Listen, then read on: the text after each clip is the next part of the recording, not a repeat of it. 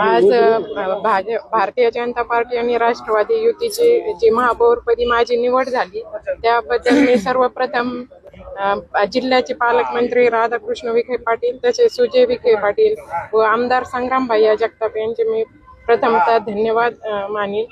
आणि आज माझी अहिल्यानगर महानगरपालिकेपदी म्हणजे अहमदनगरचं नाव चेंज होऊन अहिल्यानगर नाव पडलं आणि मी प्रथम त्याची महापौर झाली, याच्याबद्दल मला अभिमानच आहे।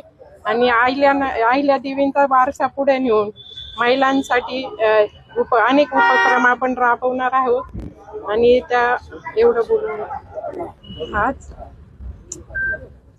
आज साहेब असते तर त्यांना खरोखरच खूपच आनंद झाला असता।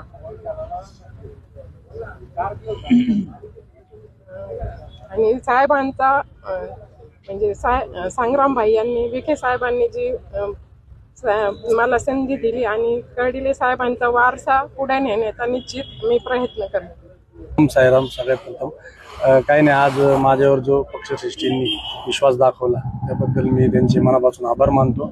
आपल्या जिल्ह्याचे पालकमंत्री आमदार राधाकृष्ण विखे पाटील साहेब, सुजय दादा विखे पाटील साहेब, त्याचप्रमाणे आमचे नेते संग्राम भाई जगताप साहेब यांनी जो मला विश्वास दाखवला आणि भारतीय जनता पार्टीचे सर्व पदाधिकारी, आमचे जिल्हाध्यक्ष आहेत, आमचे सहकारी नगरसेवक निखिल भाऊ आहेत, या सगळ्यांनी विश्वास दाखवून मला जी संधी दिली त्याचं निश्चितच मी सोनं केलं आणि खूप आनंद वाटतोय की राज्यामध्ये देशामध्ये भारतीय जनता पार्टीचा सरकार आहे आणि या ठिकाणी नगरमध्ये सुद्धा भाजप आणि राष्ट्रवादीचे एकदम पूर्ण मेजॉरिटी आलेली आहे। तर एक चांगल्या प्रकारे काम आम्ही या ठिकाणी करू, एवढंच मी या ठिकाणी सांगतो।